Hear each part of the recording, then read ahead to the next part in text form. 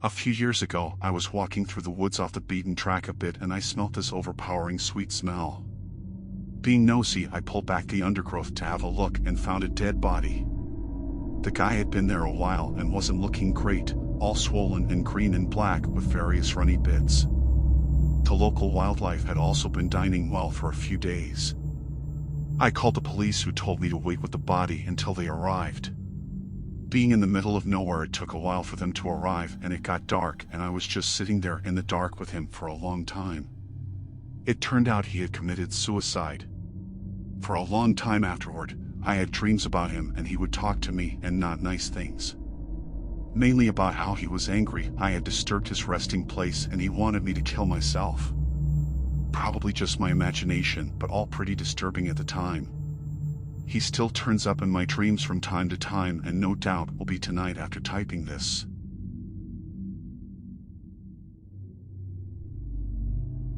About 2 years ago, I was driving home from a family reunion pretty late at night, and the drive was about 2 hours. I didn't stay the night because I had to be back for work the following day. Most of the drive was on roads with dense bushes and trees on either side, the real creepy ones you see a lot in movies. Anyway, I had been driving for about 45 minutes, and I was starting to get tired. You know how sometimes you just suddenly become really tired, out of nowhere? Well, yeah, that happened to me. I knew I wasn't going to last, but I didn't come across any place where I felt I could park and safely sleep. Anyway, after it became clear to me that I wasn't going to find a place to pull up, and my tiredness wasn't going away, I did something very questionable. I pulled over to the side of the road onto the grass, behind some bushes, to try and hide my car from anybody else who was going to come past. The roads weren't empty. I came across another car every few minutes or so. I made a mental note that the time was 11:22 and then fell asleep. Sometime later, I was awoken by a scratching sound. I looked at the clock, 11:50. The sound stopped after a few seconds, and because I was still extremely tired, I didn't bother looking around and simply went back to sleep. I was later awoken by the same sound, and it was now 12:40. This time it freaked me out because the sound didn't stop. The thought ran across my mind that it was just an animal inspecting the car, but why would it return almost an hour after it had left the previous time? I looked in my rearview mirror and just managed to catch a glimpse of something running away into the forest. Now, at the time, I thought it was the damn hook killer, you know, the one that scratched that couple's car and then slaughtered the guy when he got out to investigate. Freak that, I thought to myself, so I got the hell out of there. There was a bend no more than 100 yards up the road, and as I came around it, there was a freaking car, parked off to the side of the road with the driver's side door opened. I slowed down just to look to see if anyone was in there. There wasn't. Then I looked in my rearview mirror. I didn't see anything, and all of a sudden, this guy came sprinting around the corner. He starts screaming at me, shouting stuff like, "Hey! Hey you! Get out of your car! Now!" I noped out of there and sped off. I never saw the guy again. Moral of the story? Don't sleep on the side of a deserted road.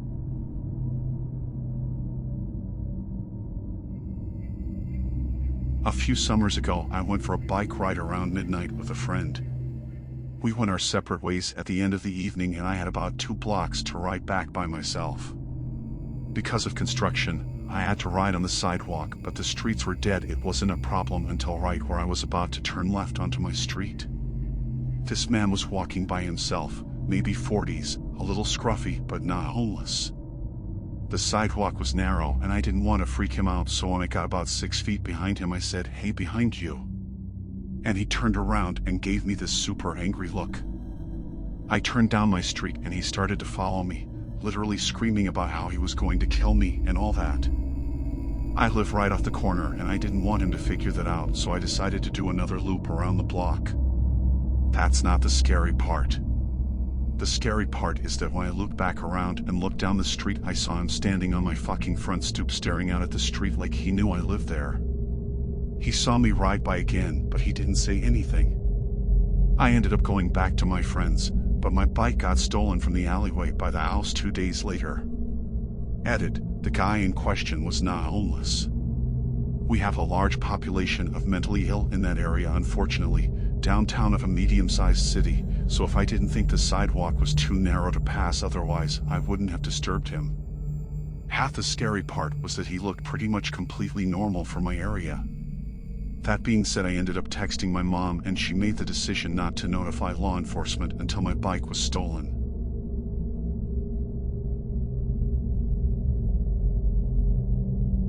I had awesome parents who let me sleep in the living room on weekend nights when I was very young because my sister was a light sleeper and I could stay up until dawn. But of course, I always end up sleeping on the couch because Nick at night made me try. So, one night I woke up to the prickly feeling. Like an instinct. Just bolted into a sitting position and stared out the front window. We lived in rural Georgia, so you can imagine the magnitude of trees. In perfect light cast from the moon, I see a silhouette of someone in this tree. The family dog dashes to the window and is snarling into the glass. Terrified, I ran into my parents' room and tried to explain to my parents that there was a strange person outside. Dad grabs something defensive and darts outside with the dogs to beat the wax off the hot head. I tremble in Mama's arms until Dad comes home and says he saw no one in to go to bed. I decided to sleep in my regular bedroom. I fill in my sister as to what happened. Dad is making regular rounds in the house with a cup of coffee. We're all still and I finally think I can sleep. Nope. I noticed a man outside my window. From what I can see in the moonlight, he gives me a shush signal and runs away. Just turns around to run a straight line away. I swear I couldn't stop crying for what felt like hours.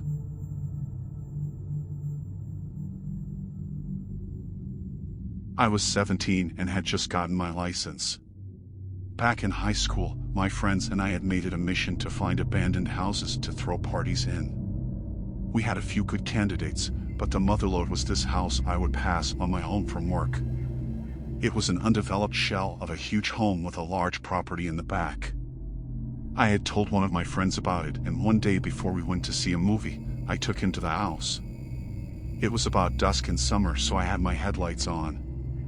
I pulled into the front of the house and we were there for like 10 seconds tops before we pulled back to go to the main road. A minute later, this big truck pulls up behind us with its high beams on and riding our ass. My friend and I took note of it but paid it no mind as we headed back to the main road. At the light, I turned right, but the truck cut through the gas station at the corner and blocked us off. Out of the truck comes this big hulk of a man and my friend and I are pooping our pants. He raps on the window and I roll it down. Now, the freaky part is that this is a busy road, and now there was no one in sight. He asked us what we were doing at the house and I quickly lied and said we were making a U-turn. He stares at us for a few seconds, smiles, and sends us on our way. To this day, the house remains unfinished and unconvinced it's a drug operation of some sort. TLDR, don't go into abandoned houses, man.